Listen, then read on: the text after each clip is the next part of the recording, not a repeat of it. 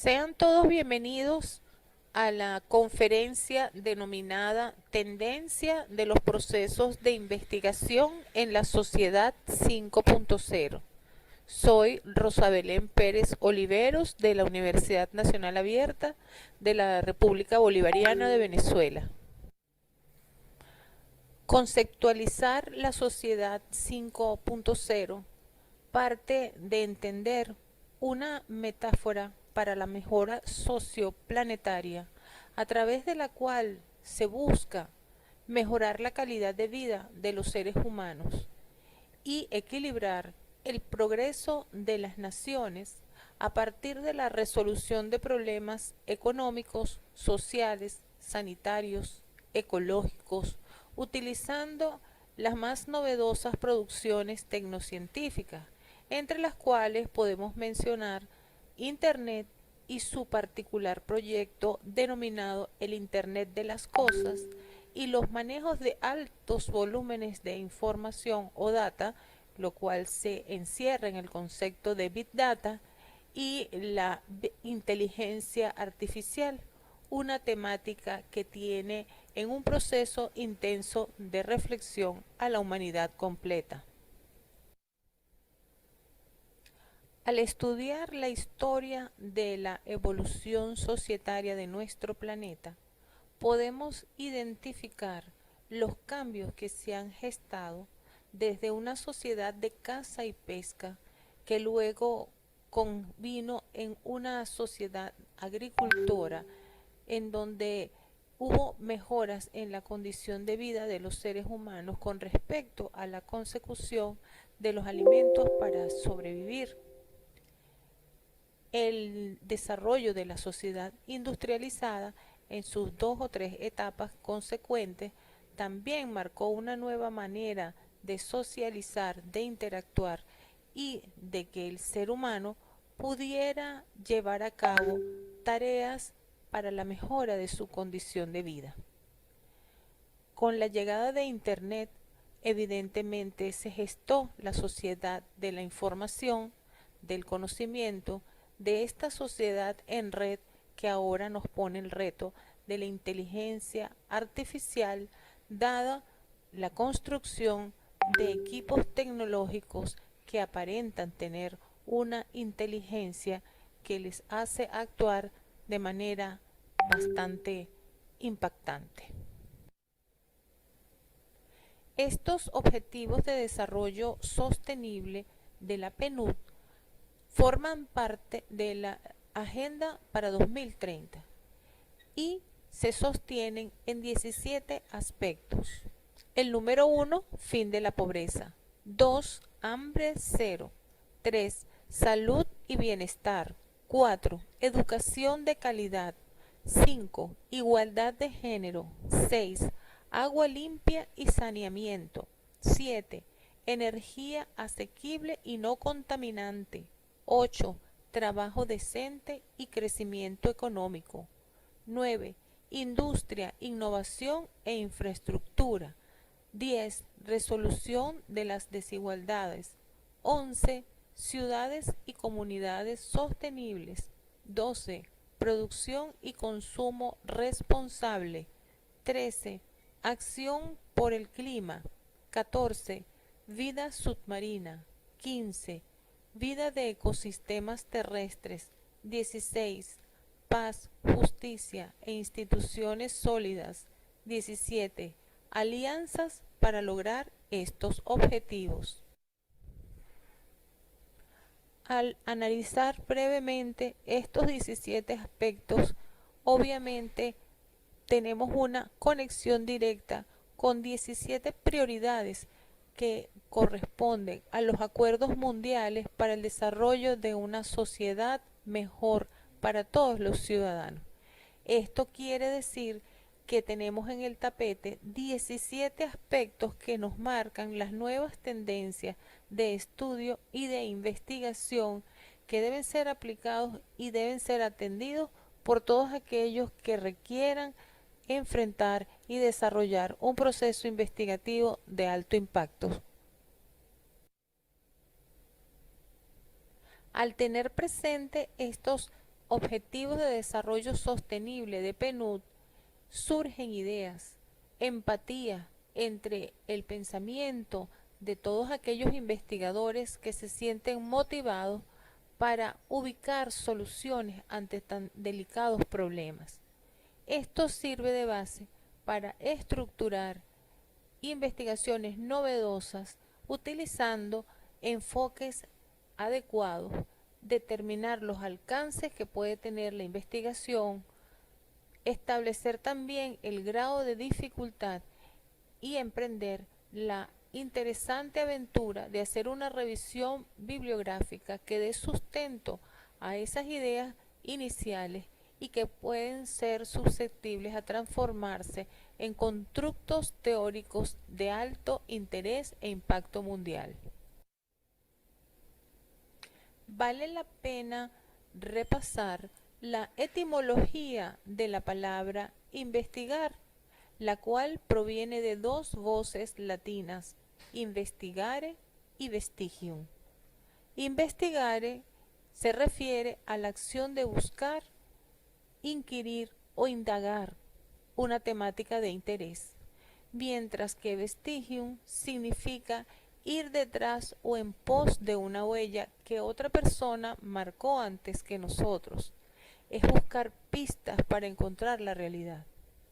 Entonces, la invitación de investigar es seguir las huellas de quienes ya han transitado por temas de interés y establecer las nuevas huellas para el emprendimiento y mejora de los grandes problemas, en este caso ecoplanetarios y societarios, que nos atañen y que es nuestra responsabilidad atender y asistir para la mejora de estos acuerdos de paz y de favorecer la calidad de vida de los seres humanos y de todos los seres vivos que están habitando nuestro planeta. Tradicionalmente, cuando nos invitan a formar parte de un proyecto de investigación, de inmediato pensamos en la rigidez del método científico. Sin embargo, siempre recomiendo verlo como una aventura de aprendizaje. Y para eso voy a comentarles brevemente la metáfora de la hamaca, utilizada por la doctora Ismenia de Mariño en la Universidad de Carabobo de Venezuela. Esta metáfora invita a que un estudiante visualice la investigación como un proceso de confección de una hamaca. Les explico. Cuando un artesano inicia el tejido de una hamaca, lo primero que hace es prever el amarre inicial y para ello tiene que contemplar los hilos, la calidad de estos, sus colores y el diseño que a partir de ese momento va a tejer trama y urdimbre a lo largo de toda esta estructura. Tiene que hacer mediciones, ancho y largo. Tiene que verificar que el diseño siga un patrón para que sea de calidad. Y al finalizarlo, todos estos hilos deben otra vez integrarse en el amarre final. Quiere decir, es todo un proceso de diseño y confección de inicio a fin, en donde lo inicial debe corresponder y ser coherente con el cierre o amarre final. Igual ocurre con una investigación. Como se puede apreciar, un proceso de investigación va más allá de seguir un método científico. No solamente son pasos y secuencias, tiene mucho de arte, tiene mucho de la identidad personal. Cada investigación lleva mucho de lo que somos y de lo que hacemos. Por eso es importante establecer o comprender la identidad de nuestra forma de investigar ante los procesos o entornos investigativos. La identidad personal caracteriza lo singular de cada persona como un ser e individuo único e irreplicable. y por eso vemos al mundo a partir de esas huellas de nuestra esencia como persona, y cada mirada que hacemos la tratamos de explicar y de interpretar tomando en cuenta nuestra formación y las experiencias de vida que traemos. Por eso me gusta hablar de identidad investigativa, la cual se inserta en la persona y se vincula con el enfoque o el entorno de investigación que sincroniza con sus pensamientos, con la manera de ver la realidad y la hace parte de sí mismo. Es decir, que al momento de investigar no solamente estamos enfrentados a un proceso metodológico, sino también a un proceso a nivel personal para tratar de explicar un fenómeno que es de nuestro interés. Quiero compartir con ustedes este cuadro que utilizaba la doctora Susana Gómez en la cátedra de doctorado de la Universidad Rómulo Gallegos de Venezuela, a través del cual siempre nos destacaba la necesidad de escoger un enfoque, un método para la investigación, mirando no solamente la técnica, sino también las intenciones que como personas y como seres humanos tenemos ante ese fenómeno que atrae nuestra intención y necesidad de búsqueda. En este cuadro vemos el mundo de la realidad clásica y los enfoques emergentes. Por ejemplo, el enfoque empírico analítico toma como fundamento epistemológico el positivismo lógico, siendo su fin último o telos la explicación y el control, y utiliza un lenguaje cuantitativo. Se redacta en tercera persona porque aquí lo que pretendemos es medir, registrar, controlar esa realidad. En el área de las ciencias médicas es muy típico utilizar este enfoque. En cambio que en el fenomenológico hermenéutico, fundamentado en la fenomenología, se pretende es comprender la realidad del otro. Por lo tanto, a través de un lenguaje cualitativo, hacemos epogé para reportar la evidencia de esos informantes clave que comparten una realidad que es de nuestro interés. El enfoque crítico dialéctico tiene su fundamento en la teoría crítica en la Escuela de Frankfurt y pretende hacer una transformación, un cambio de esa realidad y hasta a veces sistematizarla. Por eso utiliza un lenguaje cualitativo y generalmente sigue la ruta de las IAP, es decir, de la investigación-acción participante. Dentro de los enfoques emergentes podemos mencionar el complejo dialógico fundamentado en las ciencias de la complejidad, cuyo fin último es la construcción de una realidad emergente. Utiliza un lenguaje no riguroso, es decir, puede ser cuantitativo y cualitativo, y no tiene una metódica fija. Es decir, al hacer a metódica, como nos decía Morán, podemos como investigadores construir a medida que se va explorando la realidad una manera de investigar que utiliza las diversas técnicas de forma coherente y completamente contextualizada con los avances de esa investigación.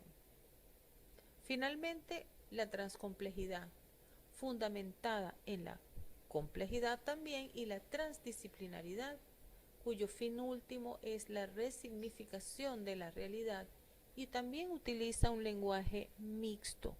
Puede trabajarse de manera conjunta con varios investigadores, y aquí en Venezuela sus mayores ponentes están en la red de investigadores de la transcomplejidad REDIT.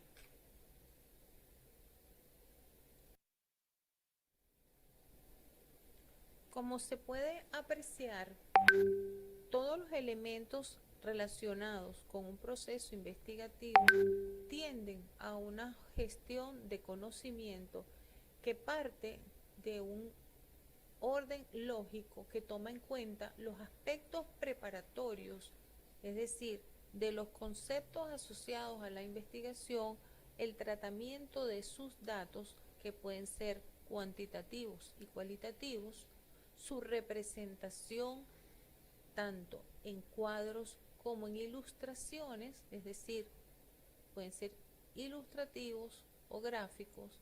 Hoy en día se utilizan las infografías, por ejemplo, para favorecer o fortalecer estos elementos. Y luego viene el mundo del análisis e interpretación, en el cual no solamente se analiza, sino que se valida, se comprueba, se interpreta, se le dan nuevos sentidos a los datos que hemos recabado para proceder a su divulgación y compartirlos con aquellos que siguen las nuevas huellas.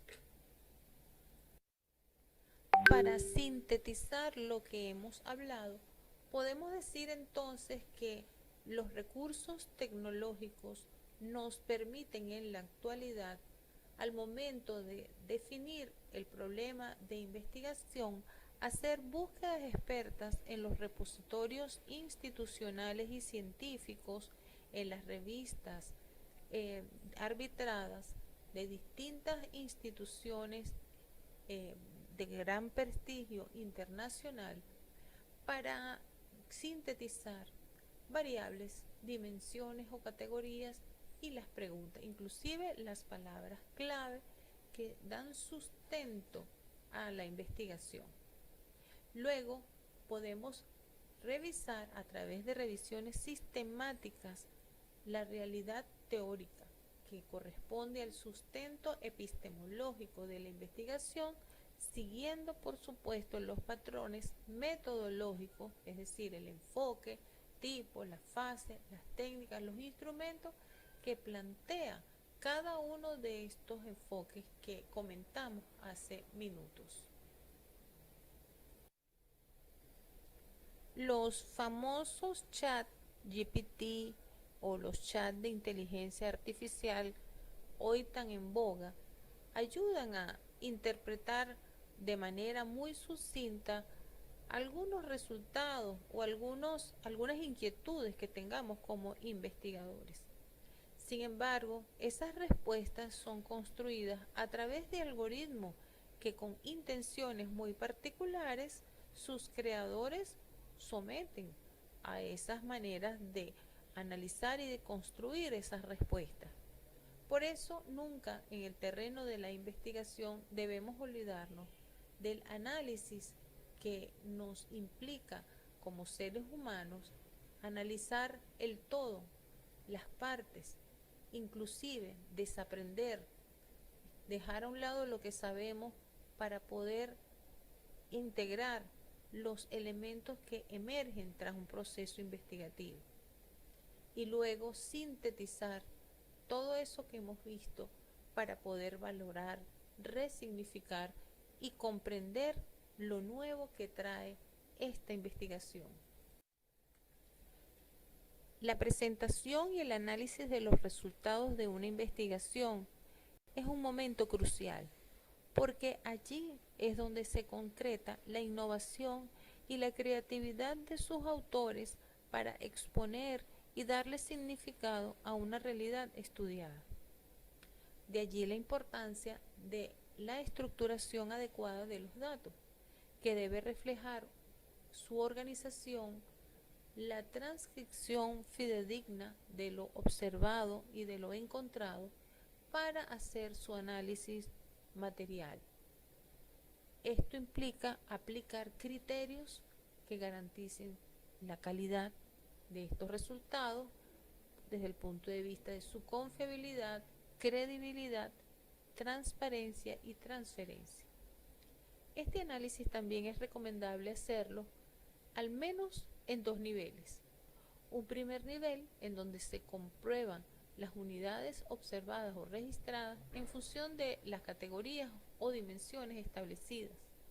y un segundo nivel en el que se hace un cierre de cada dimensión o categoría para entonces conectar los elementos creativos, la interpretación o la nueva significación de estos resultados y de la realidad en estudio. Veamos un ejemplo de estos procesos de análisis ordenados de manera lógica y con diversos niveles. Este es el caso de una investigación en donde se hace una propuesta de endomarketing para mejorar el clima laboral en una institución. Fíjense que se hace su cuadro para presentación de los resultados y se hacen sus gráficas de manera tradicional y correspondiendo a sus dimensiones, que en este caso es una dimensión organizacional. Ahí tenemos los tres elementos: cuadro, gráfico y análisis. Esto corresponde al nivel 1. Como elemento de análisis para segundo nivel, se utilizó una matriz FODA o DOFA, en la cual se analizan las fortalezas, debilidades, oportunidades y amenazas. Tal como se puede observar, muchas investigaciones llegan hasta aquí, pero lo novedoso es que en la actualidad se hace un nivel 3 que corresponde al balance estratégico, es decir, se toman las fortalezas y las oportunidades, es decir, los aspectos FO, para realizar estrategias que mantengan lo bueno o los aspectos favorables a la institución, mientras que las debilidades y amenazas, los aspectos DA, forman parte de estrategias para superar lo que se denomina el riesgo institucional u organizacional. Y resulta más novedoso aún que en la actualidad, en vez de utilizar la tradicional matriz FODA o DOFA, se plantea la matriz FLOR, en la cual se estudian obviamente las fortalezas, las limitaciones, las oportunidades y los retos. Esto es para favorecer un lenguaje en positivo y que estimule o motive al personal de la empresa a superar limitaciones en términos de retos y de esta manera crear un ambiente propicio para el progreso.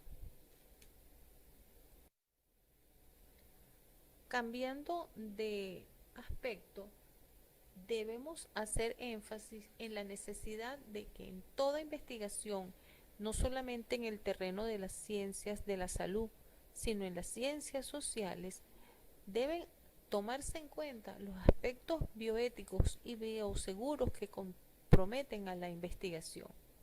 Todo ello en aras de mantener el cumplimiento de los cuidados que deben tener los informantes claves, los pacientes o actores sociales para siempre preservar el respeto y su dignidad humana.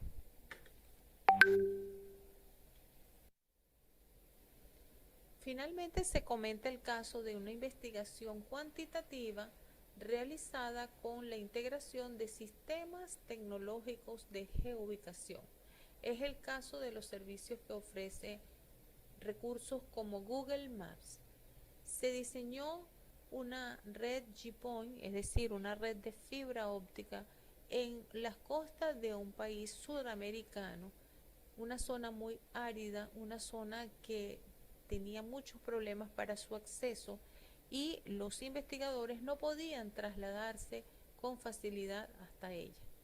Utilizando los servicios satelitales, pues se pudieron ubicar las coordenadas de geoubicación para hacer mediciones desde el punto de vista de la cartografía y tomar en cuenta también los aspectos demográficos. Vean cómo a través del satélite se pudo construir el mapa de la zona, se pudo ver de manera síncrona la distribución de sus calles, de sus casas, del volumen poblacional, y también se pudo trazar las líneas y las distancias para tener una visión precisa de esta zona. En esta investigación también de manera académica se incorporaron programas como es el caso de MATLAB, un software matemático que permitió el cálculo del ancho de banda para cada una de las zonas. Vean cómo en el mapa se sectorizaron, se calcularon y se midieron las distancias, se asignaron los nodos principales de la red de fibra óptica y se dibujaron los mapas de calor a través de los cuales se pudo observar la mayor concentración poblacional. Para cerrar estos ejemplos, entonces podemos concretar que el desarrollo de una investigación tradicional trata de registrar hechos, observaciones, pero cuando utilizamos los recursos tecnológicos que tienden o que abren las puertas o que corresponden a los primeros pasos de esta sociedad altamente informatizada, robotizada, como lo pinta la sociedad 5.0, no se trata tan solo de colocar hechos aislados, sino que integramos el uso de software especializado para también hacer miradas geoposicionales, es decir, para utilizar recursos como los satélites, programas matemáticos de alto calibre y también utilizar recursos lógicos como las matrices Floor para ir más allá de lo que convencionalmente corresponde a una investigación en el terreno doctoral. Esta pirámide de conocimiento entonces nos muestra la importancia de que estos datos registrados, observados desde la perspectiva del investigador, se fortalecen al ser también procesados con software de avanzada, y esto invita a la generación de conocimiento explícito, sustentado, que de manera inmediata se convierten en los nuevos constructos de un fenómeno estudiado y que está bien sustentado y bien armado y bien tejido. Recordemos el caso de la MAP. Una vez que nosotros hacemos todo este proceso de validación y de confrontación y de contrastación, pues entonces estamos seguros de la producción que hemos realizado. Y aquí la importancia de cada día aprender y perfeccionarnos en el uso de recursos tecnológicos de vanguardia para poder estar a tono con estas demandas de las nuevas concepciones societarias. Para finalizar, hagamos una reflexión en la cual enfatizamos la importancia de prepararnos para transitar en esta sociedad 5.0 marcada por un uso importante de las producciones tecnológicas y robóticas. Al respecto, recordemos la reflexión de Norbert Wiener, que dice lo siguiente: solo puede entenderse la sociedad mediante el estudio de los mensajes y de las facilidades de comunicación de que ella dispone, y demás que en el futuro desempeñarán un papel cada vez más preponderante los mensajes cruzados entre los hombres y máquinas, entre máquinas y hombres y entre máquina y máquina. Muchísimas gracias.